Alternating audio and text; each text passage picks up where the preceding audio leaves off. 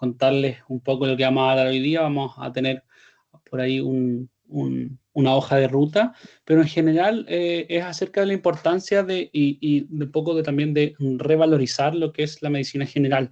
Y quiero partir esto diciendo que muchas veces a todos los estudiantes de medicina siempre viene la pregunta un poco de cajón, ¿qué quiere especializarse? ¿Qué lo quiere hacer después saliendo? Entendiendo que una carrera que dura 6, 7 años, bastante intensa. Entonces, un poco hay esta percepción que yo creo que es compartida por la población en general, y nosotros mismos nos hemos encargado de quizás generar este fenómeno, que la medicina general es un paso para.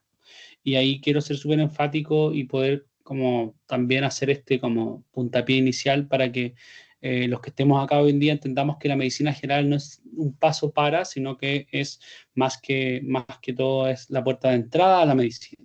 Y obviamente están súper bien preparados y la idea es hacerlo así, ¿ya? No es necesario especializarse para poder dar una buena atención de salud. De hecho, muchas veces un médico general puede tener una visión mucho más global y que pueda relacionar también distintos sistemas, distintas patologías, distintas especialidades y subespecialidades. Muchas veces pasa que un médico especialista, subespecialista, muy dedicado solo a una patología en particular de esa área, es muy como enfocado directamente a lo que él sabe, ha estudiado y se ha especializado, que obviamente es muy bueno, pero no es muy bueno cuando el paciente está ingresando por esa vía. ¿Por qué? Porque obviamente hay muchos otros diagnósticos que estamos dejando fuera del espectro, fuera del foco, y obviamente muchas otras cosas o aristas de la medicina que no es solo la terapia curativa. Entonces, quería partir haciendo esa reflexión. Obviamente, la próxima vez que quizás veamos un estudiante de medicina, no preguntarle efectivamente qué va a hacer después de salir, sino que se va a especializar, o un médico general también lo mismo puede ser, y existen hoy en nuestra red también muchos médicos que ya han decidido ejercer la medicina de la medicina general, lo que obviamente tiene un valor súper importante de cara a la atención primaria y obviamente que esta primera respuesta en la atención. Entonces, vamos a avanzar un poco. Esta es la agenda del día de hoy. Vamos a ver un poco el contexto, luego, y ahí vamos a hablar por algunas problemáticas actuales, algunos niveles de atención de salud. Por lo tanto, es importante entender cómo se distribuye tanto a nivel nacional como público, como privado, otros problemas nacionales actualmente, el rol, formación y capacidad del médico general, el médico general en salud y qué lo hace distinto al resto o creemos que lo hace distinto a otros centros o otros médicos, y hablar un poco también de medicina preventiva y el programa de diagnóstico precoz. Entonces, y aquí dejo esto para reflexionar, lo estuve viendo hace poco, un poco hace esta analogía de agradecerle a Google por todos estos años que nos ayudó en la medicina. Yo creo que todos somos claros testigos de que anteriormente era la única fuente de información médica que uno tenía cuando estaba desesperado. Obviamente siempre todas las preguntas llegaban a que era eventualmente un cáncer, y después llegaban los pacientes asustados a la consulta con muchas dudas y obviamente temiendo siempre lo peor. Entonces, y eso obviamente por la tecnología ha ido cambiando, y ahora tenemos estas nuevas herramientas que son muy buenas, pero también hay que entender que no son médicos, tienen acceso a literatura y bibliografía médica, pero obviamente tiene distintos sesgos que puede tener en base a la información de dónde fueron entrenados, eh, o también de las preguntas, cómo se las hacemos, o si nosotros le estamos preguntando de manera afirmativa algo, obviamente nos va a responder más directamente hacia lo que nosotros queremos escuchar. Entonces, esta es una ilustración de Alberto Montt, ahí la dejo, muy bueno también si lo quieren seguir. Y algunos hallazgos relevantes, ¿ya? En Estados Unidos, un 58,5% de los adultos utilizaron Internet en los últimos 12 meses para buscar información de salud o información médica, ¿ya? En Australia, un estudio estimó que aproximadamente un 9,9% de adultos consultaron ChatGPT para cuestiones de salud durante el primer semestre del 2024. También en Reino Unido, un 69% de las personas que estaban esperando diagnóstico de tratamiento previamente habían googleado su condición o síntomas al menos una vez.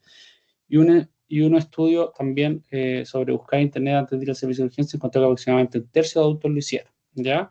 Ahora, y ahí la pregunta no es necesario que la respondan, pero ¿cuántos de ustedes usan estos sistemas para consultar por salud? Yo creo que todos estaríamos usando esto, al menos para tener una primera información. Si alguien nos dice, o incluso después de esta primera consulta, en vez de, como los tiempos muchas veces son acotados, en la consulta no alcanzamos a responder las preguntas, y si el médico nos dice que tenemos una bronquitis, por ejemplo, nosotros llegamos a buscar qué es una bronquitis, cuáles son los factores de riesgo, por qué pasa. Entonces, es importante entender que estas son herramientas, pero hay que usarlas de manera súper juiciosa. Y lo otro es importante también no tomarlo como la única referencia, sino que entender que la palabra final que puede tener el contexto y estas herramientas tiene que ser dada por el profesional de salud, el médico en particular. Lo mismo con medicamentos, exámenes, etc.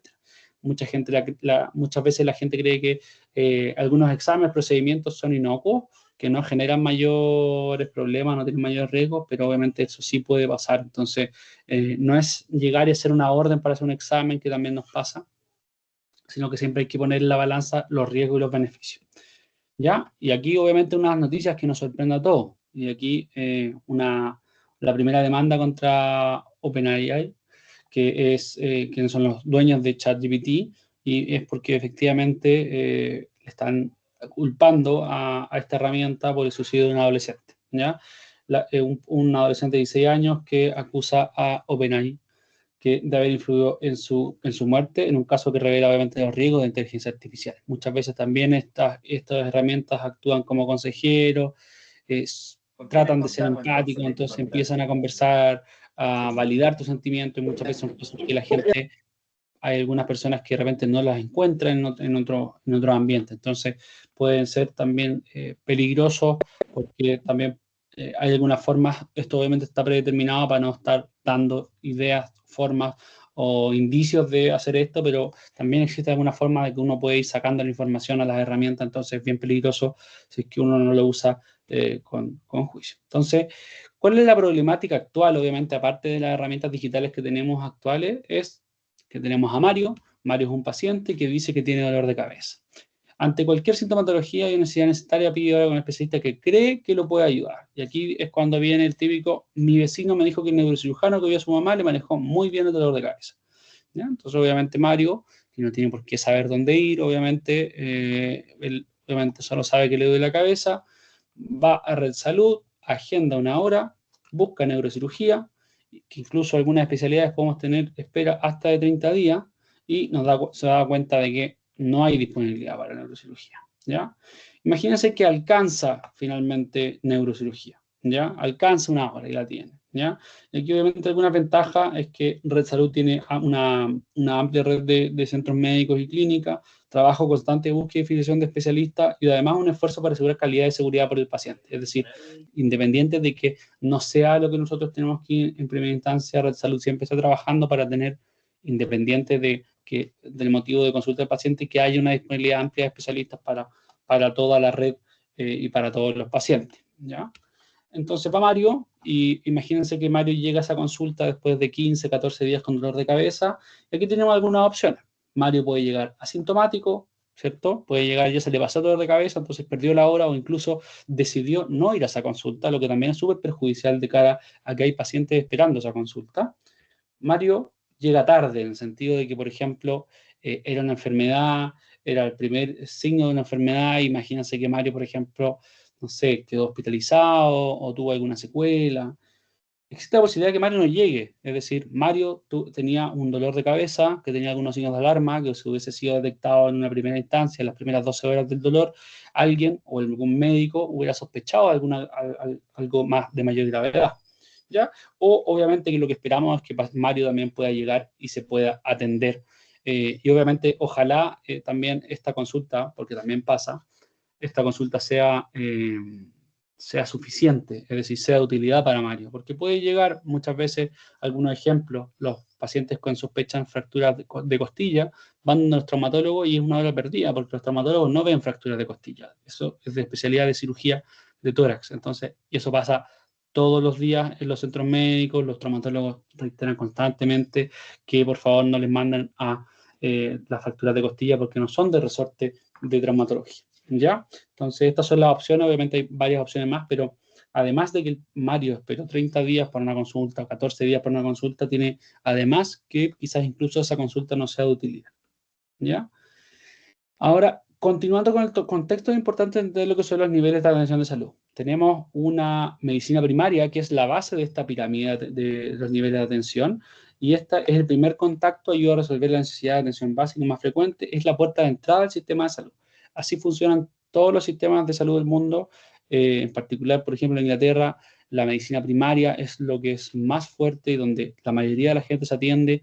Nadie puede ir en el sistema de salud a pedir una hora con un subespecialista porque alguien le dijo que podía ser la solución, ¿ya? Esto se piensa que hay hasta un 85% de resolución. Es decir, del 85% de los motivos de consulta, o sea, del 100%, el 85% podrían ser resueltas en este nivel. ¿Y cuál es la ventaja? Que estas horas generalmente están muy disponibles, todos los centros médicos, hay hora para el mismo día o el día siguiente, hay horas en telemedicina, ¿ya? Y la gracia es que podemos tener al menos un abordaje inicial de nuestro motivo de consulta, ya sea estudio, manejo o tratamiento idealmente, ¿ya?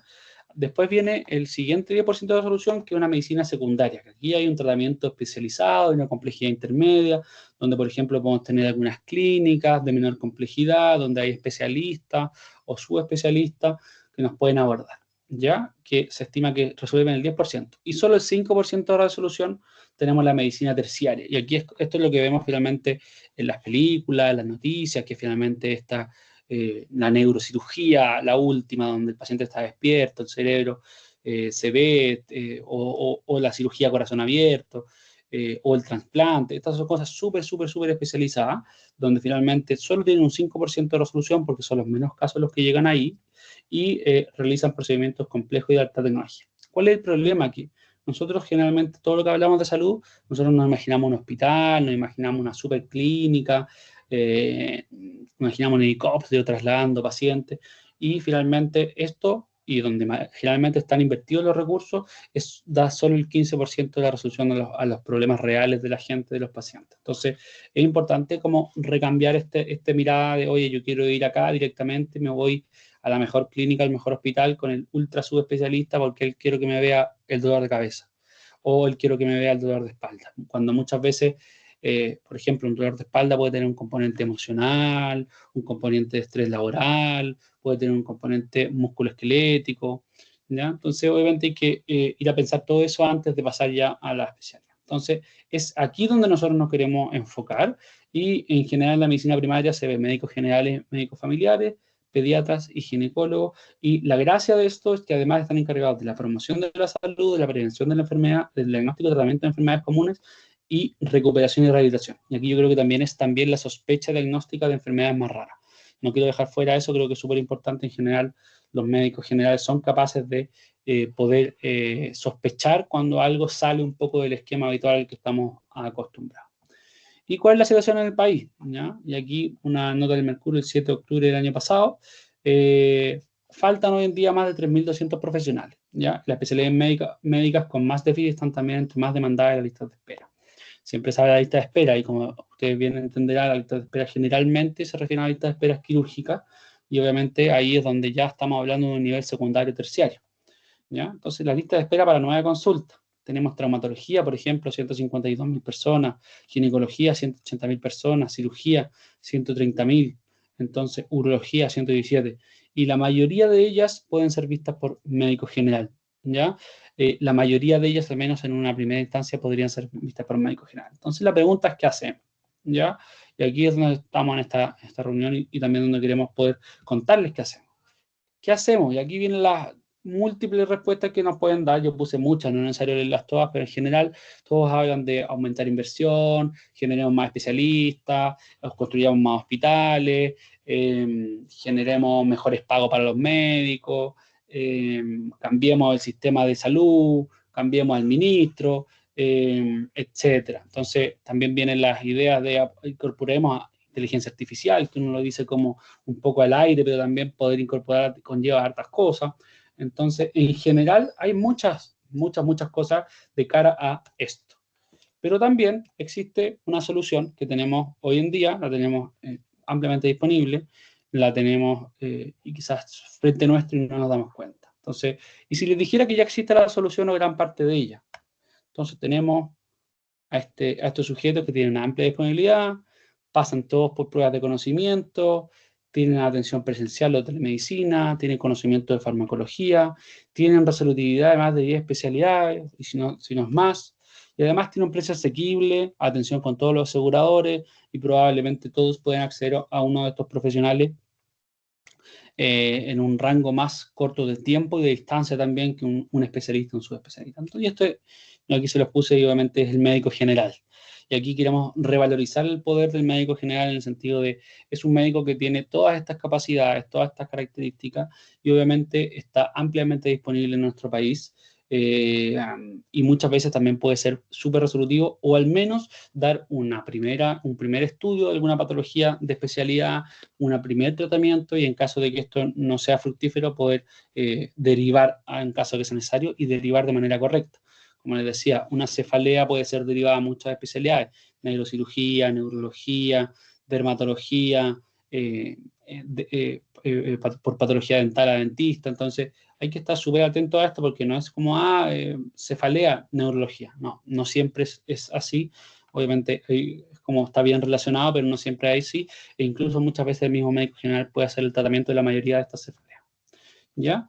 Y un poco el rol, la formación y las capacidades del médico general en nuestro país. ¿Qué puede resolver un médico general en nuestro país? Y aquí es importante explicarles que el perfil de ingreso de la Escuela de Medicina en Chile declara competencias para resolver problemas de salud prevalentes, priorizando la atención integral y el uso racional del nivel secundario. Es decir, que se puedan resolver la mayor cantidad de las patologías en un primer nivel. ¿Ya? Un médico general está habilitado para el diagnóstico inicial, manejo de condiciones comunes y seguimiento de patologías crónicas estables. Y derivar solo cuando existan criterios explícitos de complejidad o riesgo. Y aquí quiero ser súper enfático en algo que mencionó ahí Andrea al principio. El médico general puede dar receta de todos los tipos de medicamentos, obviamente cuando tengan indicación, y además también siempre puede extender las licencias médicas. Y las licencias médicas es un tema súper relevante, sobre todo en el último tiempo, que siempre es una herramienta terapéutica del profesional. Es decir, no es, yo me sentí mal, entonces hoy día no falta el trabajo, hoy día me fui a hacer exámenes, entonces necesito licencia. No, la licencia médica es una herramienta que le asegura al médico que el paciente va a poder, en base a ese reposo, va a poder recuperar su condición médica. Es decir, si un paciente no se va a ver beneficiado por hacer descanso o con reposo con licencia médica, no hay indicación clara y no hay obligación por parte del médico de extender esa licencia porque el paciente no quiere ir a trabajar, porque el paciente faltó el día anterior y quiere justificar el día, porque el paciente quería tomarse exámenes, porque el paciente dice que necesita descansar. Hay otras herramientas, obviamente, dentro de ellas las vacaciones legales que pueden tener para tomarse de todo tipo. También existen permisos también administrativos para ir a hacerse exámenes, etcétera. ¿Ya? Y en esta lámina yo quería ser súper enfático y aquí les traigo la malla de medicina. ¿Ya? Esta es la malla de medicina hasta el 7º año. Todos los médicos en Chile pasan por una malla igual o muy similar a esta. Y ya desde el 4º año empezamos a ver lo que es medicina general familiar, patologías de cirugía, geriatría, es decir, no es necesario ir a un geriatra directamente, sino también un médico general está capacitado para ver pacientes, personas mayores, ¿ya? Después tenemos especialidades médicas y quirúrgicas, tenemos neurología también. Después viene el 5º año, que es el último año que es como teórico-práctico, que es pediatría y cirugía infantil, especialidades médicas y quirúrgicas, medicina de urgencia, ginecología, obstetricia, psiquiatría y psiquiatría infantil. Es decir, el médico general también está capacitado para ver salud mental. Y después tenemos ya la práctica profesional, que son internados, que es decir, que nosotros tenemos una destinación de 44 horas semanales más turnos, donde estamos haciendo nuestra práctica profesional, que finalmente estamos estamos en los hospitales, en las clínicas, teniendo pacientes, conversando con los pacientes, indicando tratamiento, obviamente todo bajo supervisión, pero ya estamos y pasamos por los servicios clínicos de medicina interna, pediatría, urología, oftalmología, otorrinolaringología, dermatología, urgencias y cirugía, ginecología, atención primaria rural, neurología y psiquiatría. Es decir, todas estas cosas, cualquiera de estas patologías pueden ser vistas en primera instancia por un médico general. Y ahora, ¿cómo es médico general de la salud? Y aquí yo les puse esta lámina. Quiero ser súper enfático en que nosotros creemos y apuntamos a que el médico general de la salud sea incluso mucho mejor de lo que les mostré recién, de toda la resolutividad que se le da a los pacientes en general, ¿ya? Entonces, esto viene anclado a el médico general de salud. Es un médico que hace todo lo anterior, tiene todo lo que comenzaba anteriormente, es decir, pasa por esa misma malla, tiene esa misma resultados, pero además tiene criterios de ingreso. Y obviamente hay un registro de superintendencia que está habilitado al profesional para trabajar dentro de la red nacional. Se exige al menos 2 años de experiencia laboral, es prioridad obviamente cuando tienen experiencia en atención primaria.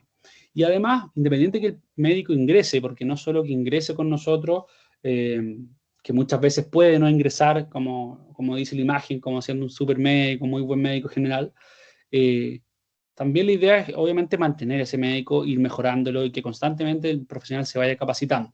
Y es por eso que nosotros también realizamos auditorías médicas constantes a las fichas de los profesionales, una capacitación continua, es decir, a los profesionales se les ofrecen cursos, charlas, congresos, capacitaciones, diplomados, etcétera. Hay un seguimiento, además de los seguimientos de la satisfacción de los pacientes, es decir, cada vez que un paciente encuentra que el médico hizo algo mal y deja una mala evaluación, que es el IBB, eso también le llega a los directores médicos que están obviamente monitoreando y retroalimentando al profesional en base a las conductas. El profesional no me saludó, el profesional me atendió tarde, el profesional no me miró los ojos, el profesional, no sé, no fue empático, que también son cosas súper válidas, ¿ya? Entonces, todas esas cosas se van a retroalimentar al profesional mediante retroalimentaciones constantes. Y además, si los profesionales ya, obviamente hay profesionales que pueden ser la excepción, que no están interesados en la satisfacción, en la calidad, en la seguridad del paciente, también pueden ser pasados a comité de conducta profesional. Y hoy en día en Red Salud eso es una práctica que se usa para cuando el profesional ya después de 1, 2, 3, 4 veces que tú trataste de que el profesional mejorara su conducta y no lo hace, obviamente se pasa en un comité de conducta profesional donde finalmente, si se decide, también el profesional puede egresar de la red, ¿ya? Es decir, hoy en día Red Salud está preocupado de que los médicos generales que están ingresen los mejores posibles, se mantengan los mejores posibles y obviamente de cara a poder darle todo eso al paciente, ¿ya? Y una característica principal que vamos a hablar a continuación es que además existe un modelo preventivo, ¿ya? Un modelo de diagnóstico precoz donde los profesionales no solo están enfocados en el motivo de consulta, en la enfermedad, en el resfrío, en el dolor de guata, en el dolor de espalda, por ejemplo, sino que también se les pide que haya un enfoque preventivo, ¿ya? Ahora, tenemos, por otro lado, los valores de Red Salud, que esto también se los inculcamos a todos los profesionales y lo que nosotros tratamos de que siempre pueda estar a lo largo de toda la red. Y los valores de Red Salud son la calidez humana, el paciente al centro, ser íntegro siempre, la calidad accesible y equipos en red. Es decir, todo esto está incorporado dentro de lo que nosotros queremos para nuestros médicos generales. Tenemos médicos que además que son bastante resolutivos, tenemos amplia expertise, en el sentido tenemos profesionales que llevan 4, 5, 10, 15 años trabajando como médicos generales con nosotros y donde obviamente existe la posibilidad de darle una mejor atención a estos pacientes. Están enfocados en la prevención, no solo en el motivo de consulta, como dije anteriormente, están apoyados además por una institución que se preocupa por su constante mejora y además tiene herramientas diagnósticas disponibles. Todos los centros médicos en nuestro país tienen herramientas diagnósticas tecnológicas disponibles, ya sea radiografía, resonancia, escáner, equipos dentales, exámenes de laboratorio, etc. Entonces, eso también es importante porque logra dar resolutividad completa al paciente. Es decir, un paciente en el mismo día puede venir a consultar con un traumatólogo, tomarse la radiografía y salir de esa consulta con los exámenes realizados, con el tratamiento indicado, etc. No tiene que estar pasando de un lado hacia otro. Ahora, ¿qué puede atender el médico general de salud? Y aquí vamos como al punto en particular.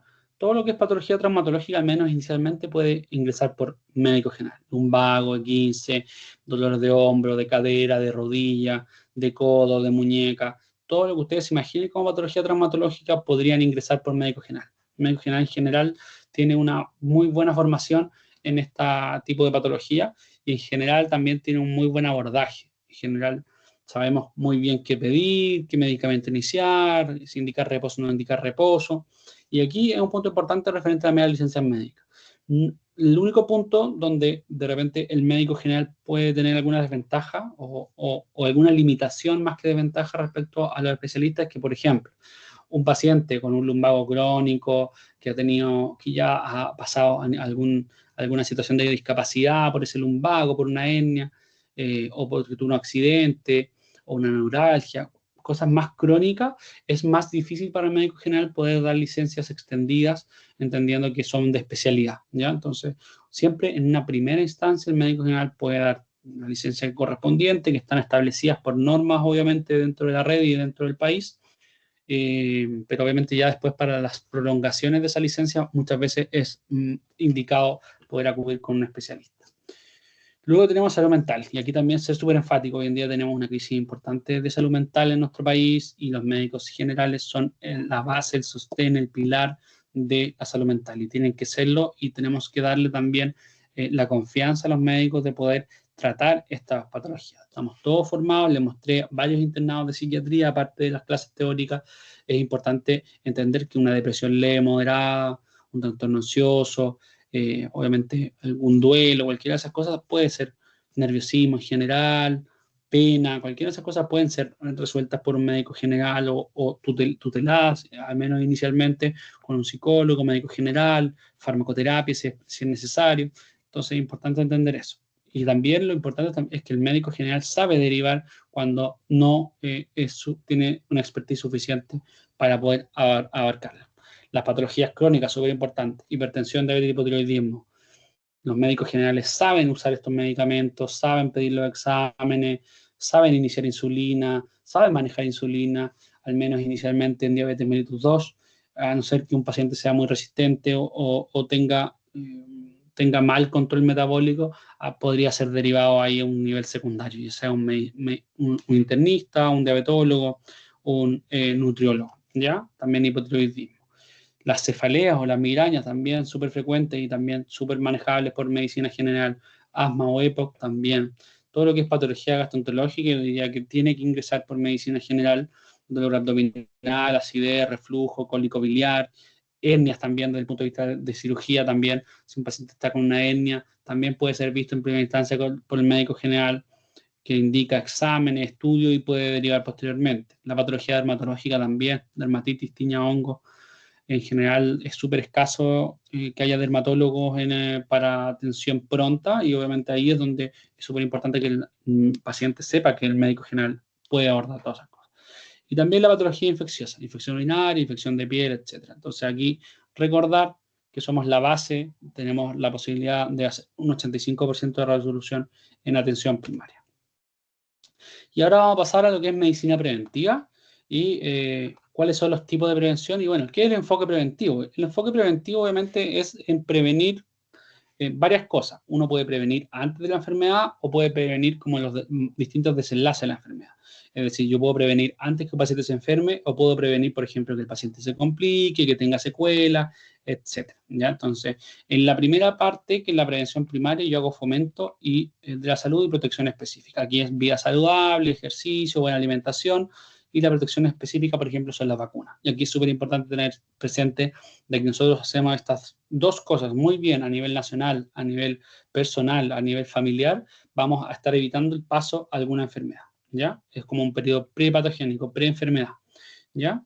Después, si el paciente ya se enferma, pasamos a lo que es prevención secundaria, donde nosotros queremos saber de manera precoz si el paciente está enfermo. Es decir, todo lo que es detección de enfermedades de manera precoz, ya sea diabetes, hipertensión, enfermedades oncológicas, hacerlo de esta manera, ¿ya? De manera precoz.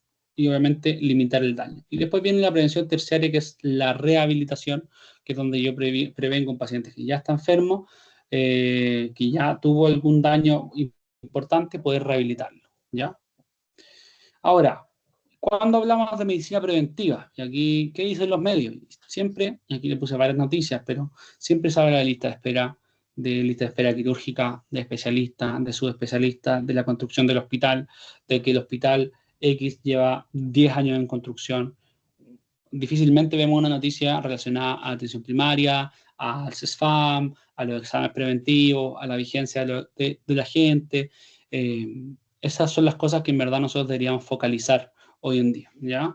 Lo mismo acá, hoy discutimos el presupuesto también, en general se caen los recursos para salud y educación en la Cámara, probablemente también se habla mucho de los presupuestos como a grandes rasgos, grandes hospitales, ministerios, etcétera, pero no se habla de esto. Y esto es lo importante.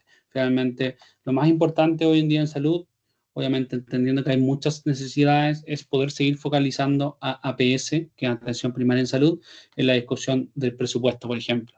Y no solo en el presupuesto, sino que en nuestro día a día entender la importancia de cuidar nuestros centros de atención primaria, nuestros CEFAM, nuestros centros médicos, de acudir, también de ser pacientes responsables, que llegamos a la hora, pagamos nuestro bono y tenemos un buen trato también dentro de esto. Somos responsables también cuando ingresamos al box, cuidamos el silencio. Creo que todos somos actores súper importantes y esto no hay que entenderlo como que hay un Estado o un ente que tiene que cuidarnos a nosotros, que estamos indefensos. Todos partimos por lo que hacemos en la casa, lo que comemos, si fumamos o no fumamos, si tomamos alcohol o no tomamos alcohol, si hacemos deporte o no, si dormimos o no dormimos. Todas esas cosas ayudan a cuidar y obviamente el Estado tiene un rol importante, pero no puede ser el único ente que está asegurando nuestra salud. Ahora, el enfoque preventivo, ¿cuáles son las ventajas? Y aquí lo quise poner bien simple, ¿eh? En términos económicos es absolutamente mucho mejor invertir en atención primaria de salud, es decir, en prevención, que invertir ya en lo que es tratamiento, ¿ya? Por cada peso invertido en atención primaria se podría ahorrar entre 5 a 10 pesos de gasto en salud, producto de prevención de enfermedades, tratamiento temprano de enfermedades crónicas y reducción de hospitalización. Aquí vemos que el presupuesto no ha dejado de aumentar, ha crecido un 79% en los últimos 10 años y obviamente nosotros sabemos que eso no va a atención primaria, ¿ya? Y de manera personal, ¿cuál es la ventaja? Hay una reducción de mortalidad y aumento de años de vida, entre 0,5 y 9 años de vida. Es decir, cada persona que se preocupa de manera preventiva, hace un estilo de vida saludable, se toma sus exámenes, puede ganar incluso hasta 9 años de vida, dependiendo obviamente de los programas que sigue. Por ejemplo, control de hipertensión arterial, entre 1,5 a 2 años. Tamizaje de cáncer colorectal, hasta 2,3 años. Después, si nos vacunamos, también, por ejemplo, reduce la mortalidad entre 30 o 40% de las personas mayores. El programa de suspensión del tabaco incluso puede mejorar hasta 9 años de vida, ¿ya? Ahora, ¿qué es el programa preventivo, el enfoque preventivo de Red Salud? Y aquí yo dividí en 3 grandes partes: pacientes, profesionales e institución. En cuanto a los pacientes, hoy en día hay una invitación continua a tomarse sus exámenes preventivos, hay recordatorios, están las campañas preventivas que salen mes a mes, hay seguimiento en el tiempo de su vigencia, es decir, hoy en día Red Salud está preocupado si usted se tomó hace 4 años una mamografía y no se la ha vuelto a tomar, la van a estar contactando, invitándola a tomársela. También existe la disponibilización de órdenes sin costo y esto es una innovación súper buena que partió este año, donde en el portal Mi Red Salud pueden ustedes descargar sus órdenes de exámenes directamente sin tener que pasar por un médico, ¿ya? Después, en cuanto a los profesionales, hay una capacitación constante, elaboración de guías y cursos de diagnóstico precoz y además retroalimentamos la conducta y la solicitud de los exámenes preventivos. Y en base a la institución hay una disposición de equipos para realizar seguimiento, orientación y educación de pacientes, obviamente dándole además la importancia a estar en este tipo de charlas, a estar en congresos de medicina preventiva y hablar de medicina preventiva como un pilar en lo que es hoy Red Salud. Y aquí un recordatorio: ¿qué exámenes recomienda Red Salud? Aquí obviamente va a depender de su sexo y de su edad, pero en general el Papa Nicolau desde los 21 a los 65 años, cada 3 años, todas las mujeres, el BPH, o el virus papiloma humano, de sobre los 30 años, cada 5 años, la mamografía de los 40 a 65 años, cada 2 años, el antígeno prostático desde los 50 a los 65 años de manera anual, el test de sangre oculta en deposiciones o test de sangre oculta en heces, hombres y mujeres de 45 a 75 años de manera anual, glicemia y colesterol, y eso es transversal para hombres y mujeres de 35 a 75 años y cada 3 años. Y en términos generales, aquí yo traje un resumen, qué es lo que se hace finalmente en Red Salud hoy en día en un programa de diagnóstico precoz. El paso 1 se identifica a todos los pacientes que están en riesgo, es decir, según edad y sexo, que no tengan los exámenes vigentes o no se lo hayan realizado. Se les contacta a todos estos pacientes para invitarse a actualizar sus exámenes. Una vez estos pacientes acuden a su centro, que pueden ir por este programa, pueden ir de manera espontánea o pueden ir con derivación médica, se revisan los resultados y esos resultados se revisan. Si están alterados esos resultados, se les van a contactar a ustedes mediante vía telefónica, WhatsApp, por personal entrenado, enfermeras, TENS, que puedan explicarles, ayudarlos en este camino, explicarles la importancia de ese examen, qué significa, cuáles son los pasos a seguir. Después va a tener una atención médica resolutiva, porque va a tener una atención médica protocolizada, donde van a saber cuándo derivar, a quién derivar, cuándo activar GES. Y finalmente, lo que es transversal es el seguimiento longitudinal, es decir, todos los pacientes que son atendidos en Red Salud se les hace un seguimiento de cómo está la vigencia de los exámenes. Entonces, en conclusión, y aquí terminando, Medicina General es una tenemos excelente oportunidad de puerta de entrada al sistema de salud. Tenemos médicos muy capacitados que son capaces de atender el 85 o más por ciento de las consultas que tenemos. En todas, incluso en consultas de especialistas, son capaces de dar un manejo inicial, estudio, derivación correspondiente. Además, esto está disponible. O sea, en Red Salud les aseguro que donde ustedes busquen van a tener para el mismo día una atención de medicina general dentro del mismo día. Está altamente capacitada porque están constantemente en entrenamiento. Tenemos mallas curriculares que son exigentes de por sí para ser médico en Chile, pero además se exige la prueba, obviamente, de UNACOM, que es un examen de validación nacional, y además se revisa constantemente que las capacidades técnicas del profesional estén adecuadas. Esto permite dar resolutividad al 85% de las patologías y al resto al menos permite estudio inicial y derivaciones correspondientes y no retrasa la atención por el profesional. Y el enfoque preventivo también disminuye costos en salud, tanto para el paciente como para el sistema, previene enfermedades que tienen alto riesgo, es decir, aquí con mis pacientes siempre conversamos de si alguien es diagnosticado de diabetes o hipertensión, eso es una oportunidad para cuidarse, porque finalmente yo estoy diciendo, tienes 40 años, te acabamos de diagnosticar hipertensión, diabetes. Claro, tú tienes dos caminos, uno el camino del cuidado, del autocuidado, o el camino del no cuidado. El camino del no cuidado va a significar infarto, accidente cerebrovascular, mala calidad de vida a lo largo de la vida, entendiendo que estamos envejeciendo de manera muy rápida, entonces vamos a vivir más, pero la idea también es vivir mejor, más, pero también mejor, ¿ya? Y eso solo queda de la mano de la prevención, tanto con Red Salud como con Medicina General Red Salud. Así que, muchas gracias.